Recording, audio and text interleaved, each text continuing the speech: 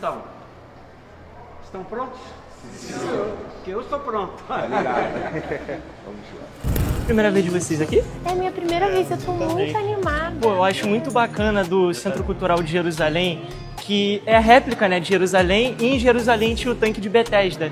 E nesse tanque, as pessoas elas esperavam a água se mexer. E nesse momento que as águas se mexiam, o primeiro que entrasse na água, daqueles que estavam leprosos, doentes ou coisas do tipo, eles eram curados, acreditavam, né, que seriam curados se eles entrassem nessa água. Exatamente, sendo que pensando em Jesus, quando você estava falando, eu me lembrei de Jesus. Sabe o que aconteceu? Jesus, ele não esperava as águas se moverem, ele já ia e curava, o espírito de servo. Isso é muito forte, né? É sobre isso, sobre o espírito de servo. A gente precisa aprender mais sobre isso. Aquela pessoa que ela não espera, mas ela vai até o necessitado e age. Mas eu acho que eu sei quem pode ajudar a gente nisso. Vamos lá? Bispo, eu e minha esposa temos chamado para fazer a obra de Deus no altar e gostaríamos de saber do senhor como é que foi o chamado do senhor para servir no altar. Sabemos que o jovem, ele é chamado para muita coisa, para o estudo, para o trabalho, para o crescimento, para as novas experiências. Agora, quando se trata do chamado para a obra de Deus, então é o próprio Espírito Santo que faz isso. Foi assim comigo. Eu trabalhava e já há 5 anos numa empresa, estava desde os 14 anos de idade, quando eu fui chamado. Como foi esse chamado? É o Espírito Santo. No momento em que a gente recebe o Espírito Santo, a gente passa a ser fonte. E eu passei a ser essa fonte no meu trabalho, na minha casa, onde eu morava. Eu fazia reunião, núcleos, nem tinha núcleos, não era chamado de núcleos. Mas assim, voluntariamente eu reunia as pessoas na minha casa, na casa de vizinhos. E eu queria dar o que eu havia recebido. Então, se há esse chamado, há essa entrega. A pessoa está pronta para começar, ainda que ela não tenha condição. Ou ninguém está lá na porta dela chamando para ela fazer a obra de Deus. Mas dentro dela, ela já foi chamada e só está esperando o momento de ingressar para a igreja institucional. Mas enquanto isso, ela já está fazendo a obra, já está servindo a Deus. Como o senhor fez para permanecer na fé diante a muitos que desistiram? Estavam no altar, mas desistiram. Olha, eu vi alguns realmente, pessoas até que estavam perto, né? Pessoas bem próximas, que a gente nem imaginava que um dia isso fosse acontecer. Porém, tem algo que nós não podemos esquecer.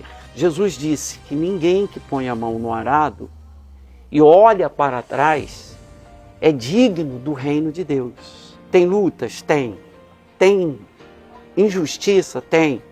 Mas se a gente olhar o que nós passamos hoje na arena da nossa vida, do nosso dia a dia, não dá para comparar com os cristãos da igreja primitiva, que eram lançados aos leões, serviam de espetáculo, queimados vivos. Não havia outra saída a não ser negar a fé no Senhor Jesus, mas eles com alegria, com gozo na alma, com quem já estivesse vendo o reino dos céus, permanecer até o fim. Nós temos que sempre nos lembrar que nós não fomos chamados para olharmos para trás. Então, a obra de Deus não é um momento ou uma tentativa. Não, a partir do momento que colocou a mão no arado, eu não tenho mais como dizer ou escolher. Não tem mais como dizer assim, eu tenho para onde ir. Jesus falou, aliás, os discípulos disseram, quando Jesus disse, né? Vocês vão para onde? Não, Senhor, nós não temos para onde ir. Então, eu vou para onde?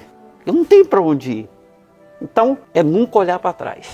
Na quarta-feira que teve lá na reunião, foi mencionado sobre a perca do filho do Senhor. Como foi essa guerra que o Senhor permanecia na fé depois daquela situação? Guerra. Guerra, realmente, porque ninguém espera. Vou perder um filho.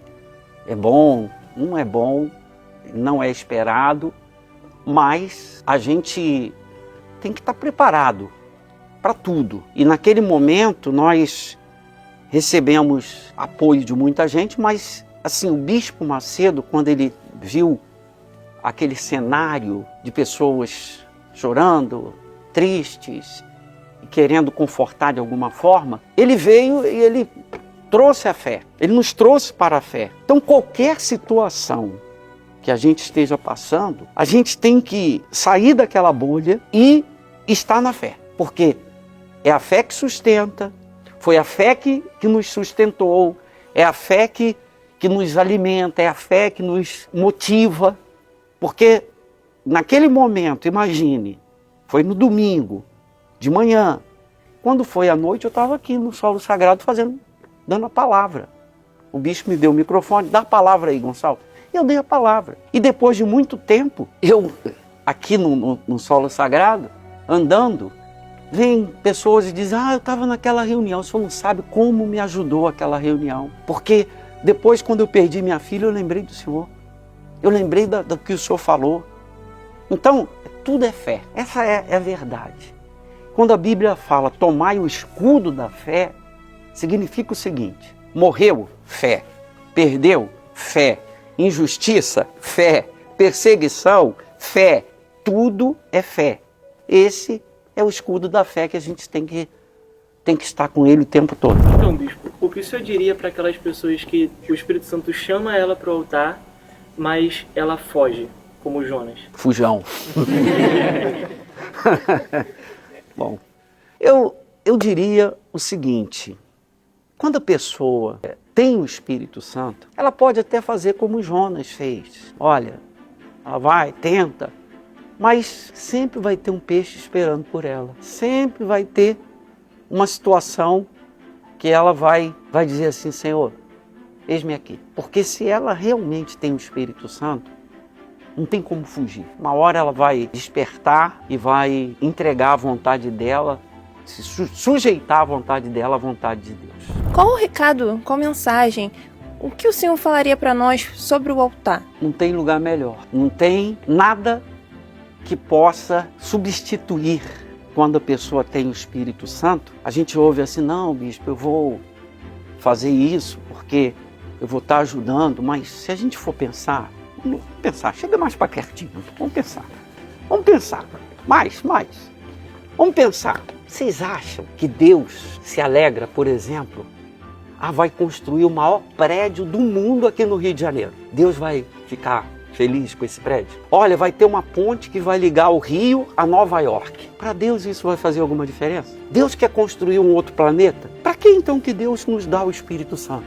Para a gente construir pontes, prédios? Para a gente fazer o que nós estamos recebendo uma fortuna, vou ganhar muito, vou ajudar muito? Não existe nada que seja mais importante para Deus do que a alma. Quando Ele coloca o Espírito dele dentro da gente, isso passa a ser também a coisa mais importante, a alma. Porque Ele ganhou a nossa alma, Ele salvou a nossa alma. Então a gente quer salvar. Quem é salvo quer salvar. Então, para vocês que estão querendo, o altar, eu diria o seguinte, não tem lugar mais precioso, mais nobre, não existe lugar que satisfaz mais, que traz mais prazer do que a obra de Deus.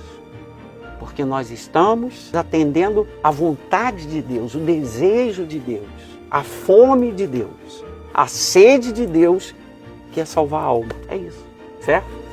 Que o Senhor venha levantar homens e mulheres cheios do Teu Espírito para entrarem naqueles lugares onde as almas estão perdidas, aflitas, desesperadas, precisando da água que está dentro de nós.